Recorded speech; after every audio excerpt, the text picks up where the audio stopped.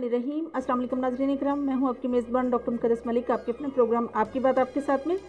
नाज़रीन इकराम, अगर सियासत की बात की जाए तो आज़ाद कश्मीर इस वक्त इन है बिकॉज़ यहाँ पे 5 साल मुकम्मल होने के बाद सियासी सरगर्मियाँ स्टार्ट हो चुकी हैं और काफ़ी हद तक जो है सियासी बोलबाला है, लोगों का रुझान जो है वो कभी मुस्लिम कॉन्फ्रेंस की तरफ है, कभी नून लीग की तरफ है और कभी पीटीआई की तरफ से। देखते हैं कि कौन इस प्लेटफार्म पर मैदान मारता है और कौन सी हुकूमत जो है वो बनती है आज़ाद कश्मीर की।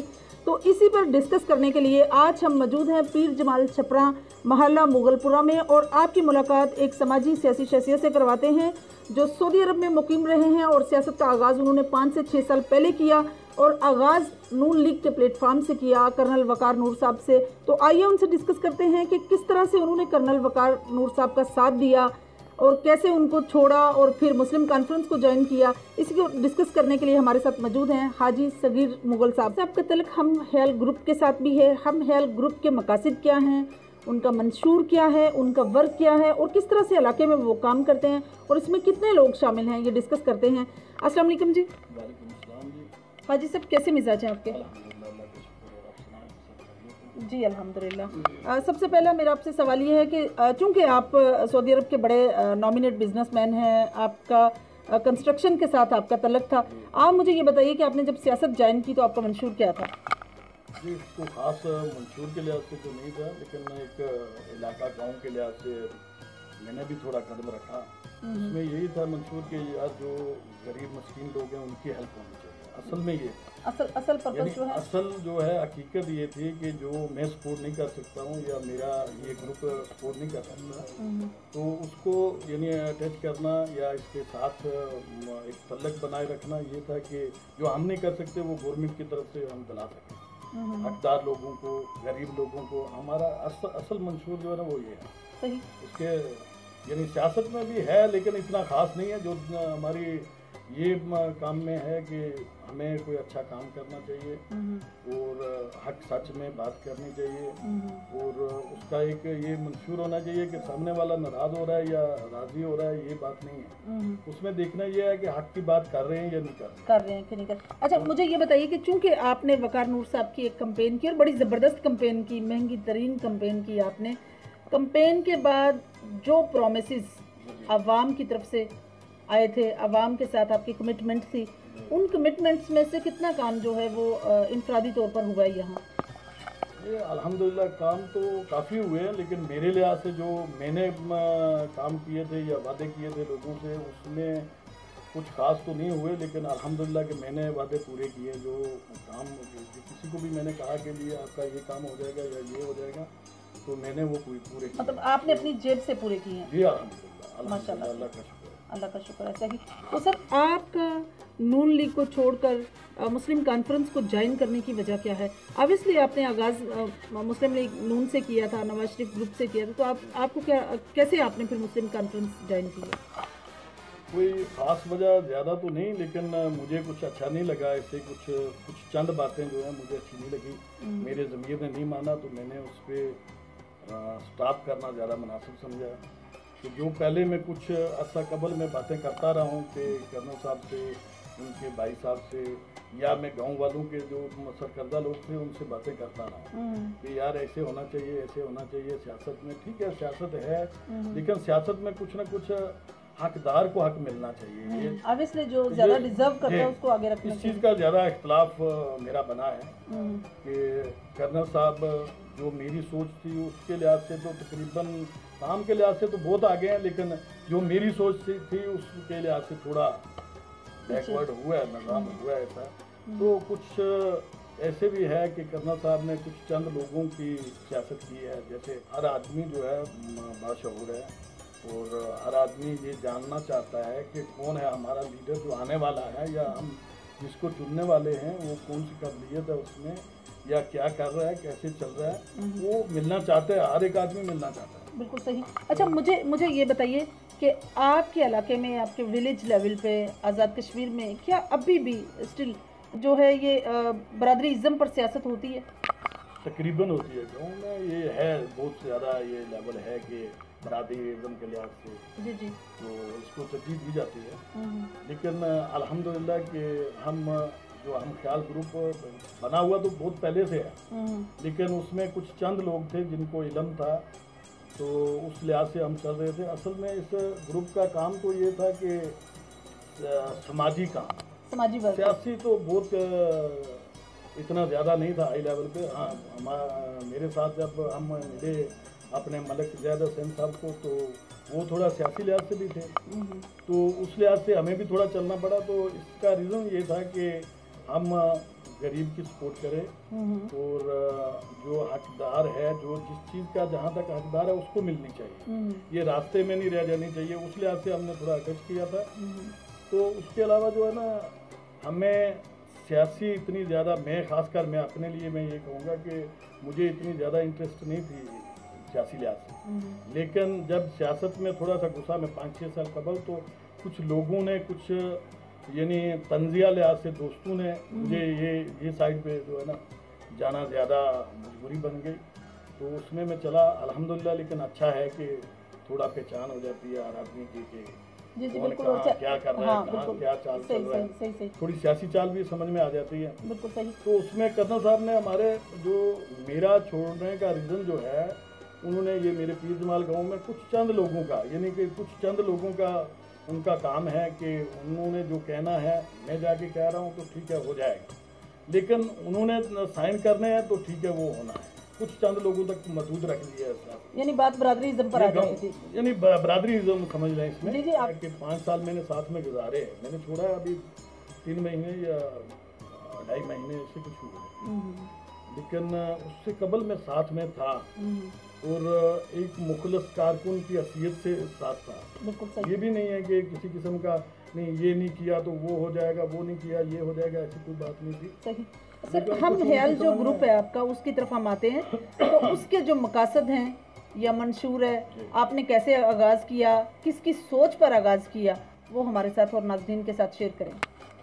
सर, ऐसी बात असल में तो गांव देहात के लिहाज से चली थी मेरी, तो आगे जैसे जैसे हम मिलते गए तो चलते गए, कारवां बनता गया। बिल्कुल सही। लेकिन आगाज़ मेरा एक सऊदी अरब से मैं वापस आया तो इधर गांव में चौधरी बरादरी में एक मामला हुआ, कुछ लड़ाई झगड़े के लिहाज से। जी जी।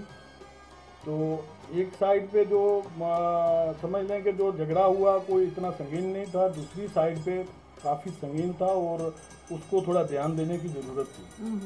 लेकिन यहाँ के अल्हम्दुलिल्लाह के हमारे जैसे लोगों ने वो जो संगीन था उसको इतना इजी से जो है ना उसको हल कर दिया कि किसी किस्म का उसको एहसास तक भी नहीं हुआ। बिल्कुल सही।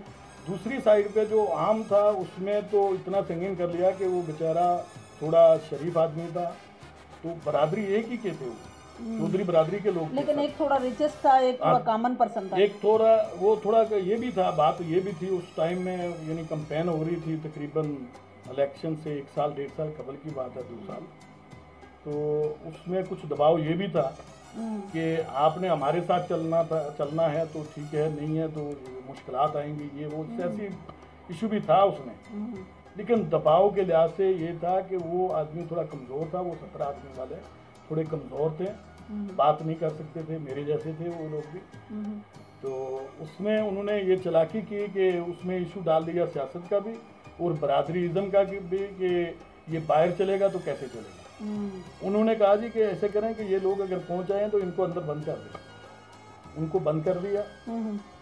एक दिन आगे छुट्टी थी, उसमें भी उनका वो कुछ हाल नहीं हो सका। दूसरे दिन मेरे पास एक आदमी पहुंचा, तो उन्होंने रोते हुए कहा यार कि हमारे साथ तो ये ज्यादती हुई है, लेकिन मुझे एहसास इस चीज़ का हुआ यार कि इतना बड़ा तो जुर्म नहीं था जो 17 आदमी बंद कर दिए। तो मैं वहाँ गया तो कहने लगे जी ये ज़मानत, कल तो छुट्टी है तो ज़मानत तो आगे जो भी खैर करके मैं उनको लेके आया।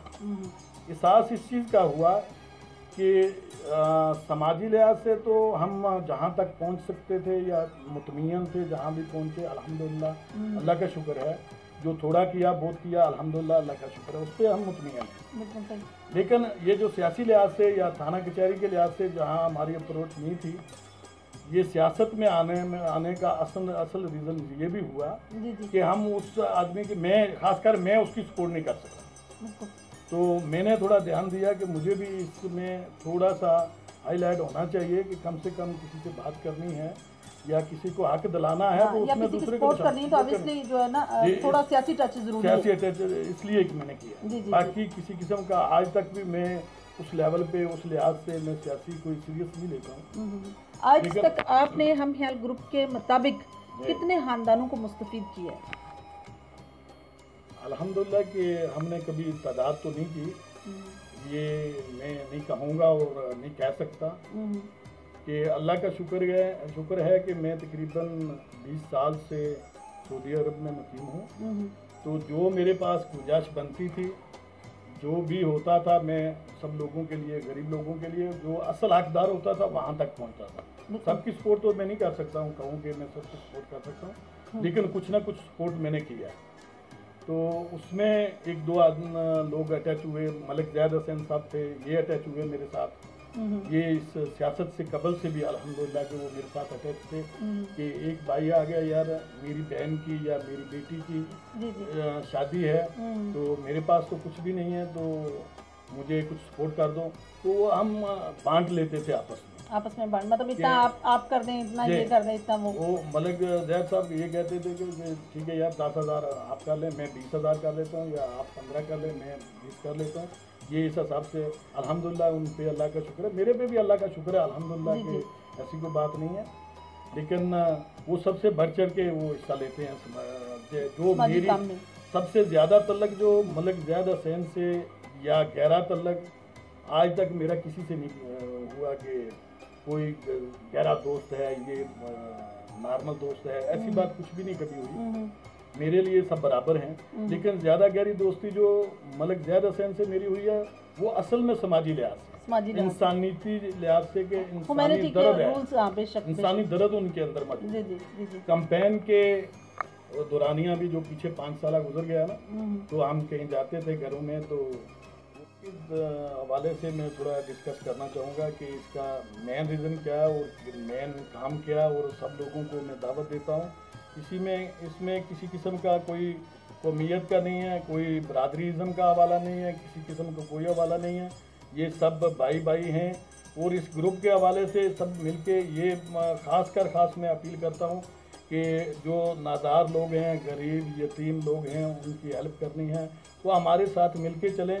कोई देना नहीं, यहाँ पे कुछ जमा नहीं कराना है कि ये हमें हाजी साहब के पास ये 10-20 हज़ार देना है या 2,000 देना है या किसी किस्म का जमा करना है। अल्हम्दुलिल्लाह जो मैं करता था मेरा भी यही लिहाज था, उसके लिए हमारी नज़दीकी जो है बहुत ज़्यादा बड़ी मलिक ज़ैद हुसैन के साथ इन्हें अच्छा तल्लक है मेरा।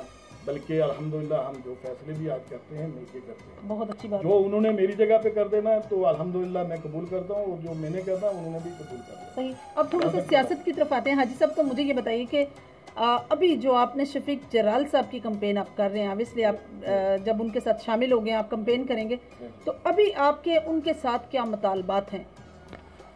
उनके साथ मुतालबात कुछ ऐसे हैं, कुछ बात हमारी हुई है कि जो तहफ़्ज़ात कबल आप नहीं दे सके वो तहफ़्ज़ात आपको देने चाहिए। और लीडर का जो काम है या जो नुमाइंदगी कर रहा है हल्के की, उसका काम है कि हर हक सच को देखना है और हर जायज़ तरीके से हर आदमी से भी चलना है, नाजायज़ की सपोर्ट नहीं करनी है। ये हमारी कमिटमेंट हुई है उनसे। अच्छा। कि नाजायज़ का साथ नहीं देना है, नाजायज़ को सुलझाना है, उसको उलझाना नहीं है, उसको सुलझाना है, जायज़ तरीके से जो है उसकी सपोर्ट करनी है। बिल्कुल सही। ये हमारा उनका मायदा हुआ है इंशाल्लाह अल्हम्दुलिल्लाह कि हम ख्याल ग्रुप के लिहाज से ये हमारा ये रीज़न है। तो आप हमारी सपोर्ट करें, हम आपकी सपोर्ट करेंगे। यानी इसका नज़दीक आने का रीज़न असल में ये है कि हम आपकी सपोर्ट करेंगे, आप हमारी तो आप हमारी सपोर्ट करें। सर, पीर जमाल छपरा के हवाले से आपने कौन कौन से अपने मसाइल जो हैं वो उनके गोश गुजार किए हैं, और आपका इलाका जो है वो काफ़ी बैकवर्ड है और कभी काफ़ी सालों से लगता है कि डिप्राइव किया गया, महरूम किया गया इस इलाके को, आपने इसके बारे में उनसे क्या कहा? इसके बारे में ये बात है कि हमारे गाँव में जैसे ये छपरा है, हमारे पास अभी कब्रिस्तान की जगह नहीं है, बहुत कम है। तो हम अपने तौर पे भी हल कर रहे हैं, लेकिन उसमें से कुछ हिस्सा हमने कहा है कि मिर्ज़ा शफीक जराल साहब को कि आपने भी डालना है इसमें। जो गांव जितना भी है इसमें कोई गली नहीं बनी हुई, कोई रोड नहीं बनी हुई। ये मेन रोड आ रही है, ये मोहल से ये जो पीर जमाल आ रही है ये मेन रोड है। इसकी लिंक रोड जो है ना काफ़ी बाकी है, यानी कि बनी नहीं है, नहीं इस दौर में भी नहीं हुई तो इससे कबल भी नहीं हुई। तो ये छपरा के हवाले से मेरा रोड का मुतालबा पहले भी था और आज भी है, मिर्जा शफीक जलाल से भी है और कर्नल वकार साहब से भी था। बिल्कुल। गली के हवाले से जो मेन गली जो अटैच करती है सब घरों को, वो कर्नल वकार साहब से भी मुतालबा था, आज मिर्जा शफीक जलाल से भी है। बिल्कुल सही। आगे गाँव को ले लें तो हमारे बॉयज़ का जो स्कूल है उसकी चारदीवारी वगैरह नहीं है, उसकी सहूलियात नहीं है। वो हमारे जैसे मेरे जैसे लोग जो है ना दिन को माल मवेशी को उधर बांध जाते हैं, जब छुट्टी होती है तो वो बांध जाते हैं, शाम को ले आते हैं, उधर साया मिल जाता है, ये है वो है, ऐसे चल रहा है। उसमें वो सुबह जब हमारे उस्ताद आते हैं या बच्चे आते हैं सुबह 1 घंटा तो उसकी सफाई में लग जाता है, वो गोबर वगैरह उठाने में या उसकी सफाई करने में वो लग जाता है। हालांकि ये जो है निज़ाम को और ज़्यादा ख़राब कर रहा है, ज़्यादा ख़राब कर रहा है, लेकिन उसमें ध्यान नहीं दिया गया। तो उसके हवाले से मैंने ये हमारे साथ में ये नाला है, बरसाती नाला है जी जी, तो हमारा गांव काफ़ी हद तक कट जाता है अगर बरसात के मौसम में, यानी दुश्वार हो जाता है, ये रास्ता भी ख़राब हो जाएगा या गाड़ी का, यानी बारिश के बाद भी 2 दिन तक जब तक कोई उसका हल नहीं निकालेंगे, कोई मिलके सब नहीं निकालेंगे, उसको भरेंगे नहीं तो उसमें गाड़ी जाना भी मुश्किल हो जाती है। इसके हवाले से है, स्कूल के हवाले से है, गाँव में जो है जो पढ़े लिखे लोग हैं, जो बच्चे पढ़े लिखे हैं, चिखवा वो किसी बरादरी से भी तल्लक रखते हैं, उनको उनका हक मिलना चाहिए जो अभी तक नहीं मिला है। बिल्कुल सही। यानी ये हमारे गाँव में कोई भी ऐसा कुछ चंद बच्चे थे पढ़े लिखे भी थे लेकिन नहीं, उनको नहीं दिया गया। उसके हवाले से क्योंकि आगे जो हुआ भी है लेकिन वो तो हमें तो देखना कि हमारा गांव कैसा है, हमारा गांव कहाँ पे जाके रुका है। तो गांव के लिहाज से कोई किसी किस्म का कोई चपरासी भर्ती नहीं किया गया, कोई किसी किस्म का कुछ वैकेंसियाँ ऐसी आई भी हैं हमारे गांव की जो हमारे गांव का हक बनता था, हमारे इलाके का शुमाली जनूबी का हक बनता था, लेकिन वो हक नहीं दिया गया। ये यहाँ तक बात है, इसकी चीज़ का इख्तलाफ हमारा है कि वो हक नहीं दिया गया। तो जो जहाँ तक हमने कंपेन की थी उस लिहाज से जो काम किए उसमें थोड़ा, चाहे वो उनकी सोच है कि वो बरादरीज़म के लिहाज से लेके गए हैं या हमको हमारे ग्रुप को उन्होंने कबूल ही नहीं किया। असल बैक जो 5 साल गुजारा है मैंने, उसमें जो मैंने तस्लीम किया है या जो मैंने माना है कि हमारे ग्रुप को तस्लीम ही नहीं किया गया, ना अवाम ने किया, जो लीडरान थे, लीडरान खास जो होते हैं उन्होंने भी तस्लीम नहीं किया और कर्नल साहब ने भी तस्लीम ही नहीं किया इस चीज़ को। इसलिए हमारा मेन रीज़न ये था कि इलादगी का ही अच्छा है कि जहाँ हमारी बात नहीं सुनी जाती या कल कुछ भी मुश्किलात भी हो सकती हैं, अच्छा बुरा टाइम आता रहता है, तो कर्नल साहब को कम से कम बात सुननी चाहिए। ये उनको उसके पैसे दिए, लगवाई मैंने अपनी जेब से दी, लेकिन उसमें आज जो है वो खंबा आज भी नहीं लगा है कि वो बिजली होगी तो तब जाके वो पानी चलेगा उसका, वो आज तक भी बिजली से महरूम है। तो मैं ज़्यादा जो कर्नल साहब से गिले या शिकवे ये हैं कि आज 2015 में ये मेरे सैन में बैठ के कर्नल साहब ने ये कहा था कि यार कई लोग घरों में मैंने देखा कि बिजली नहीं है, तो आज 2015 चल रहा है, तो उस हवाले से यानी हमारी बदनसीबी है कि हमें आज भी बिजली ना, 2021 में भी बिजली नहीं है, ये बयान थे हमारे कर्नल साहब के। तो उसमें उसी मीटिंग में मैंने वो ध्यान कराया था कि ये हमारे उन घरों में से एक घर हमारा ये भी है अदरीस साहब, चौधरी बरादरी से तल्लक रखते हैं, ये अदरीस साहब भी हैं। ये यानी 2015 में जब वो उन्होंने ये बयान किया था कि ये हमारी बदनसीबी है कि आज भी बिजली से महरूम है, आज भी खंबा नहीं लगा। ये मैं जो यानी तो इसी नुक्ता नज़र को देखते हुए आप अपने इलाके की आवाम को, अपने इन लोगों को लास्ट में क्या मैसेज देंगे आप? मैं तो मैसेज देने के लिए मेरे पास तो कुछ खास नहीं है, लेकिन हर आदमी का हक बनता है, ये जमहूरियत है, हर आदमी को ये देखना चाहिए कि मुझे अभी भूख लगी है, मुझे खाना चाहिए, तो कोई मेरे सामने ला के दौलत का भी ढेर भी कर दे तो मुझे उससे लेना देना तो नहीं, मुझे अभी चाहिए, खाना चाहिए। बिल्कुल सही। जरूरियात के लिहाज से जो है वो रोटी रहेगी, क्योंकि मुझे भूख लगी है। यही मेरा पैगाम है सब आवाम को कि देखना ये है कि हमारे मामलात क्या हैं, असल मामलात क्या हैं, माशाती मामलात क्या हैं या दुनियावी क्या हैं या दीनी क्या है, सबको हमने फेस करना है। हमें ये देखना है कि हमारा, अगर आज मेरा बेटा है ये पढ़ रहा है यानी 16-17 साल इसने समझो कि ज़ाया किए, अगर बाद में जाके फिर भी मजदूरी करनी है उसने, वो ज़ाया किए हैं। सही उसको उसका हक नहीं दिया गया अगर, तो उसके भी हम जवाबदेह होंगे। अगर हम इस काबिल हैं, हम सपोर्ट कर सकते हैं, तो नहीं कर रहे तो अल्लाह ताला के सामने हम जवाबदेह हैं उस बच्चे के भी। बिल्कुल बिल्कुल सही। तो जो गरीब ख़ानदान हैं उनका भी हमें ध्यान देना है, सबको मिलके ध्यान देना है। तो उनकी जो भी सपोर्ट हम कर सकते हैं सबको मिलके करना चाहिए। अगर वहाँ तक हम हक, हमारे क्या लीडरान हैं या एक मेरे से बेहतर जो लोग हैं, तो वो अगर बेहतर कर सकते हैं उस गरीब के लिए, तो वो नहीं कर रहे, तो वो भी उतने बराबर के शरीक हैं। जो जालिम है उसके बराबर के शरीक हैं वो लोग। बिल्कुल सही। मैं भी उसमें शामिल हूँ। जो राइट को राइट नहीं कह रहे, उसको उसका हक नहीं दिला रहे, तो हम भी उसके बराबर के शरीक है। जुर्मदार जो जुल्म करने वाला, जो जुल्म सहने वाला, मुझे मालूम है ये आदमी सामने वाला मेरे ऊपर जुल्म कर रहा है तो मैं सह रहा हूँ, तो वो भी यानी मैं खुद शरीक हूँ उसमें। सही। तो हमें चाहिए मिलके कि गरीब को उसका हक दिलाना चाहिए। जहाँ तक जो सच्ची बात है वो करनी चाहिए, सब गांव वालों को मिलके करनी चाहिए। बिल्कुल सही, बिल्कुल। जहाँ को जिसको इग्नोर किया जाए उसको कहना चाहिए कि ये हाजी साहब ने, हाजी सगीर साहब ने ये गलत किया है। उसको मुंह पे बैठ के कहें, मुझे मुंह पे बैठ के कहें, पीछे बैठ के, पीठ पीछे बैठ के नहीं कहें कि हाजी साहब ने तो ये कर दिया, वो कर दिया।